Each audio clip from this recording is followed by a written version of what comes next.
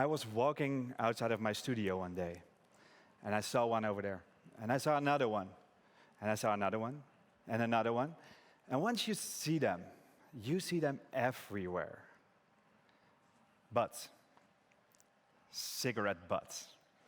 The whole streets, they're covered with them. So I reached out to scientists wondering what its environmental impact would be of one of these cigarette butts. What would science say? Because that's something I do. As an ecological artist, I work together with scientists and researchers, and I use their facts and their findings to create interactive art installations. Interactive art installations that make people feel those facts about the environment again. And the facts about these cigarette butts, they were truly shocking. But there was one thing that shocked me even more. I was shocked to find that all the research on the topic of cigarette butt pollution, it was there, online. Research paper after research paper was there online, collecting some digital dust. Now, that is a waste. And maybe it's one of our biggest challenges here today. Because if the research doesn't reach us, then how can the research teach us? And let me show you what the research taught me about the cigarette butts. Here you see the impact of one single cigarette butt. The impact it has on the soil, on the waters, on the rivers, on the oceans. It's one cigarette butt that can pollute up to 50 liters of water. And if you can soak them for 24 hours in a liter of water, it will kill 50% of all small ocean creatures in it.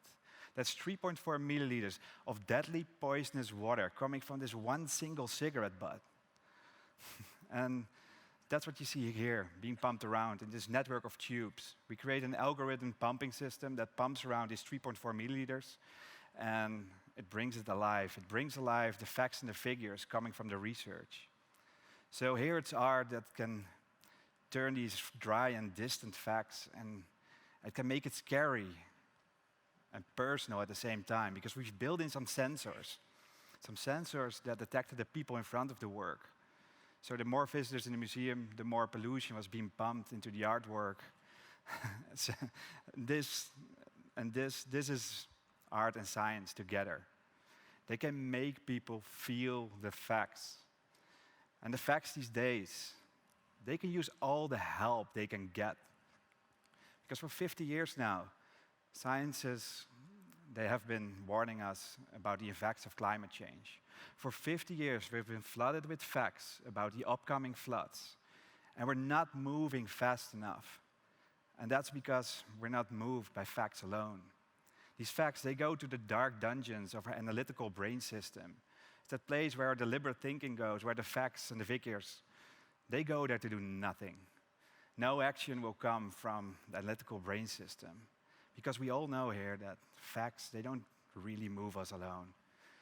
It's emotions that do, experiences do, empathy does. And that comes from the reflexive side of our thinking. That experiential side is what triggers our instincts, what provokes our emotions, what kicks off our actions. And that's what I believe the artist can come in.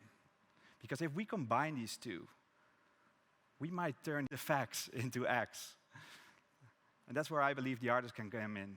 The painters and the poets, the makers and the musicians, the curators and the creators. It's them and me who can help out scientists and make people feel the effect of the facts again. Let me give you an example. When I work on a project, I work together with scientists, and we go over the facts. And I call this our little fact safari. So we go on that fact safari, and we go to look, and we try to find that little thing into the research that I can turn into an artwork that might provoke some action.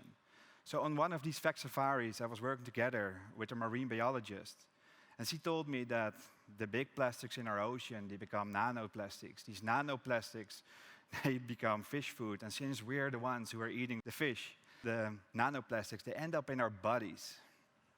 So this is the moment I started to tune out a little bit, because I knew this, and you're probably knowing this as well.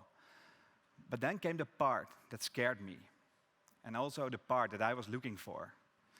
Because he told me that these nanoplastics, they're able to penetrate the cell tissue of mammals and nestle into the fatty tissues.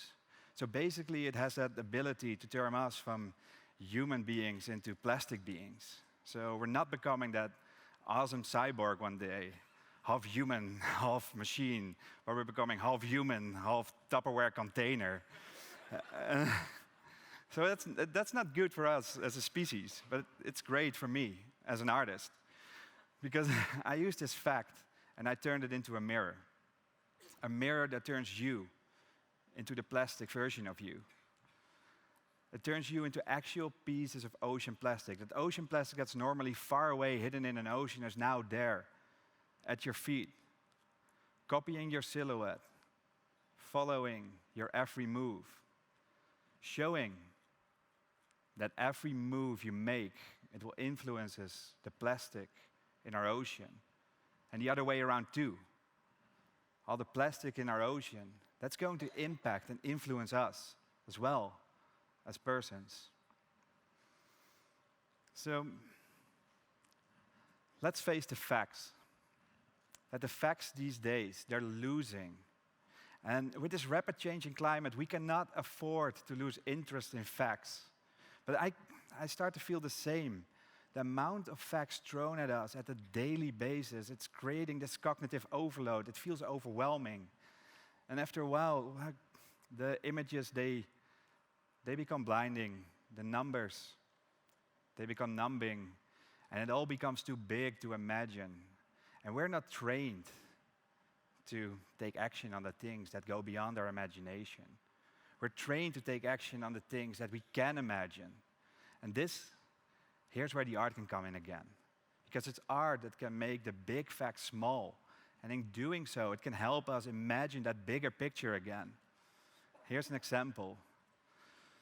You know this from your timelines, you know this from your headlines. It's California burning, the Amazon burning, Australia burning. You could see it from outer space. But can you imagine the sheer scale of devastation happening? Because I couldn't. So I reached out to scientists. And what are the facts? It's 1,500 square meters of rainforest disappearing each second. That's 1,500 square meters, 1,500 square meters, 1,500 square meters. That is 90,000 square meters each minute. 10 soccer fields of a tropical rainforest disappearing every minute. I mean, that's too hard to imagine, right?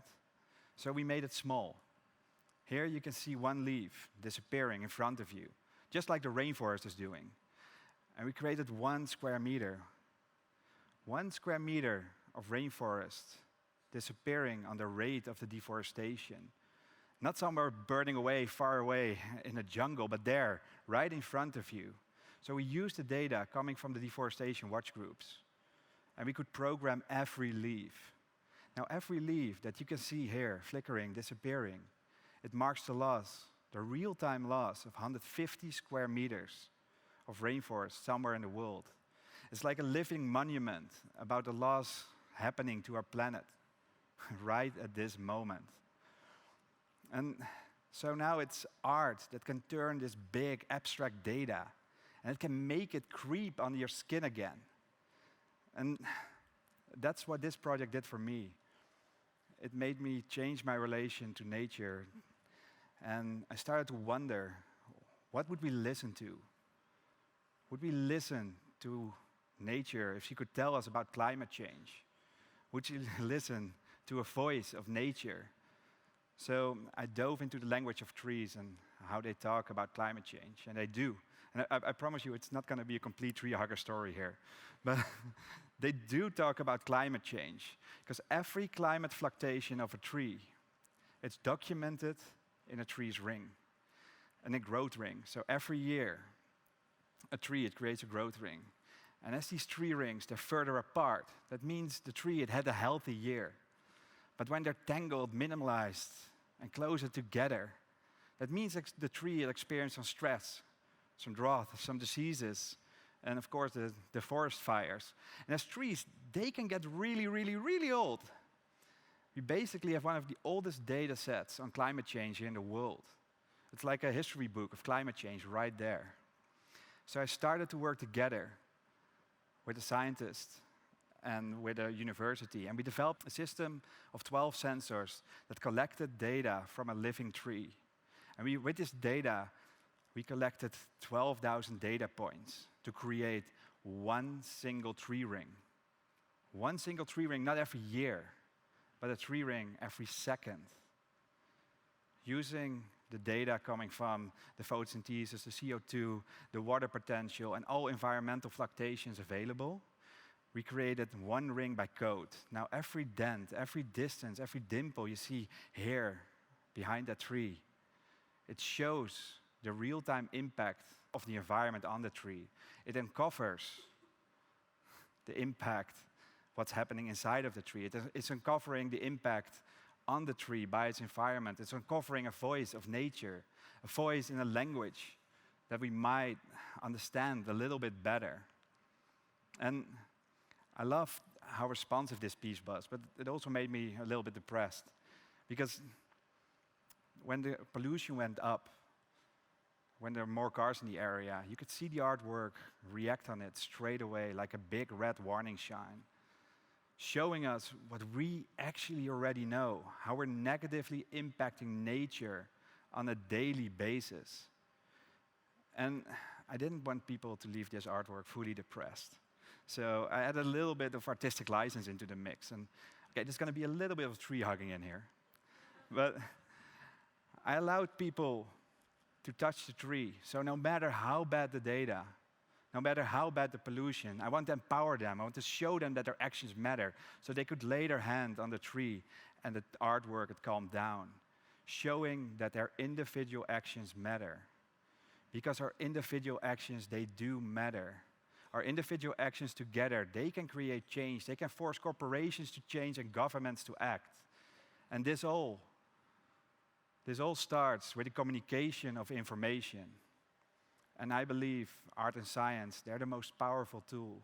Because together they can turn the facts into something imaginable, something relatable, something understandable, and let's not forget, something beautiful. And I'm sorry to tell you now this, but this is not a new message. It's old. It's really old. It's beginning of humanity kind of old. It's cave art kind of old. I mean, we've described the science of the hunt through art. Since the beginning of our time, we've communicated our knowledge through art. And that's gotten us far. But now, science and art, we've drifted apart. And I believe it's time that these rising sea levels, they might float us together again. So if we want to put that change into climate change, we have to team up. Scientists, find your artists. Artists, find your scientists. And whoever wants to join. I mean, we all drink coffee. So, because together, we can make the facts speak to our whole being. Together, we can make knowledge accessible. Together, we can make the big issues addressable. Because if we can make the art and the science collide, we can make the facts and the feelings unite. Then we can turn the facts into acts. Thank you.